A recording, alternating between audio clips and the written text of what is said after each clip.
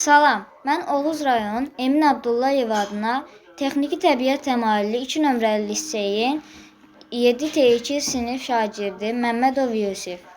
Kitablarla İnkişaf Edək layihəsinin mənə verdiyi digər maraqlı kitablardan biri də Balaca Şahzadə kitabıdır.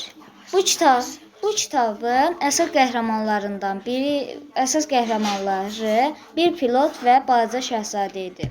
Bu pilotun bir gün təyyarəsi xarab olur və səhraya məcbur eniş etmək qərarını alır. Səhraya eniş etdikdə isə Balaca Şahzadə ilə tanış olur. Balaca Şahzadə ona öz dünyası haqqında danışır və indiyə qədər gəldiyi planetlər haqqında danışır. Və bu arada pilot öz təyyarəsini təmir eləyir və öz yurduna qayıdır.